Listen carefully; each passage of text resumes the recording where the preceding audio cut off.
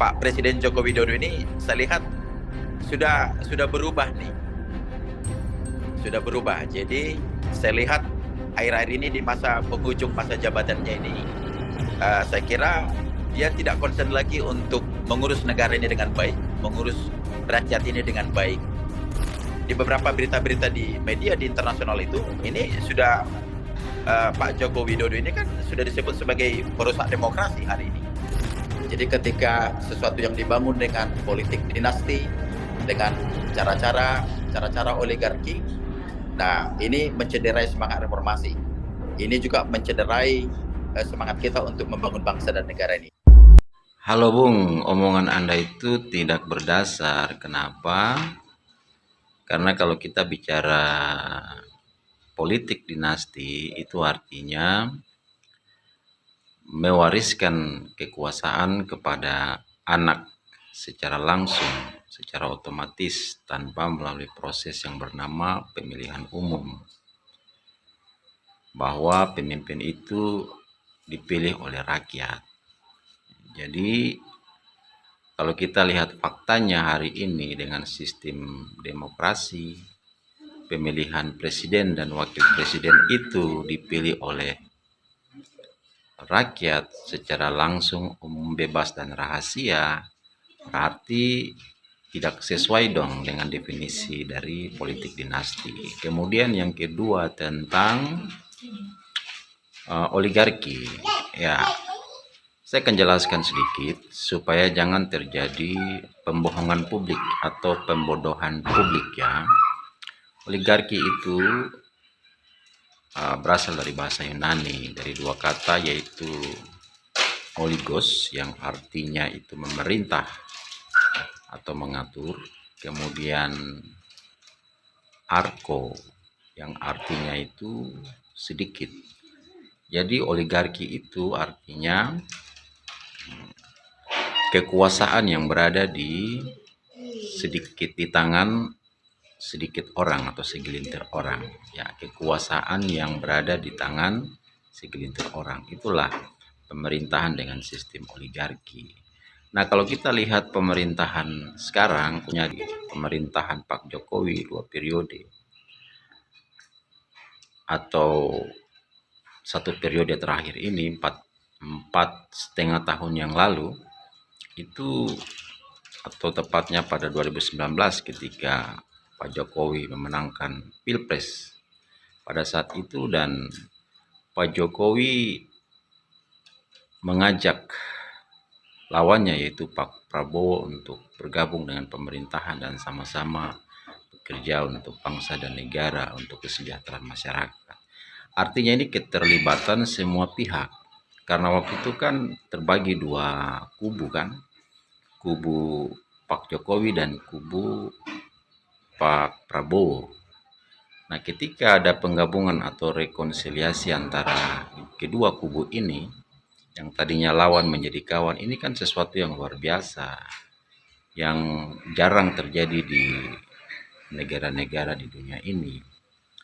Nah, jadi kalau menurut saya, kalau kita mengacu kepada definisi daripada oligarki tadi, yaitu kekuasaan yang berada di tangan segelintir orang, tentu tidak sesuai dengan kondisi saat ini, karena kondisi saat ini adalah kekuasaan bersama, 2 kubu yang tadinya saling berlawanan bersatu, dan perwakilan dari lawannya Pak Jokowi yaitu Pak Prabowo bergabung dengan pemerintahan. Dan juga di negara ini semua partai politik diajak bergabung dalam pemerintahan, bersatu dalam pemerintahan untuk membangun bangsa dan negara. Hanya ada beberapa partai yang memang memilih atau memutuskan untuk berada di luar pemerintahan sebagai oposisi, yaitu kan hak mereka, hak demokrasi mereka, tidak apa-apa.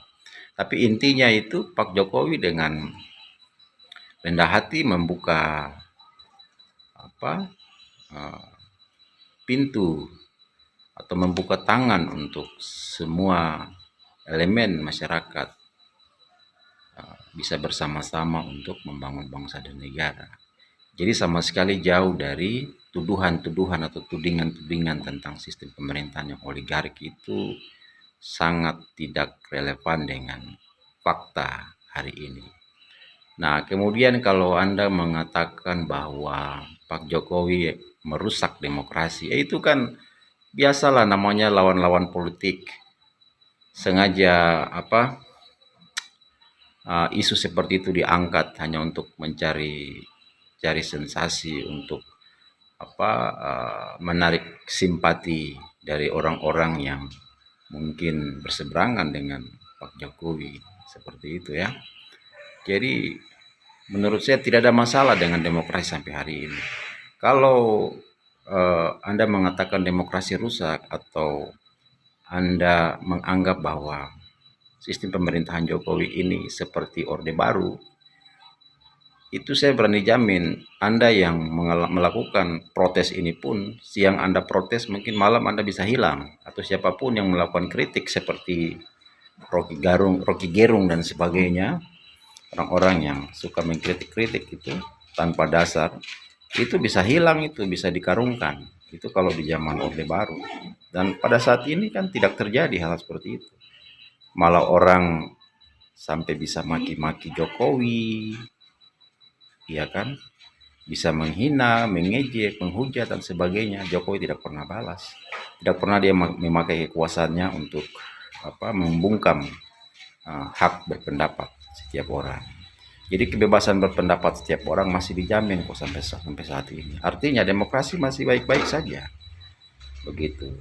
Hanya saja mungkin ya namanya lawan-lawan politik ya biasalah. Mereka cari sensasi sehingga masukkan isu-isu ini di pemberitaan dan sebagainya.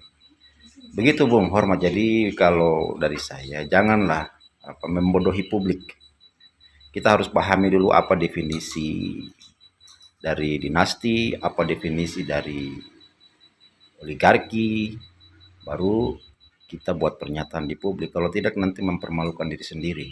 Karena apa yang Anda omong ini tidak berdasar. Rupanya Anda sendiri tidak memahami definisi daripada dinasti, kemudian definisi juga daripada oligarki. Dan definisi dari reformasi dalam kaitannya dengan kondisi pemerintahan saat ini. Oke, salam hormat.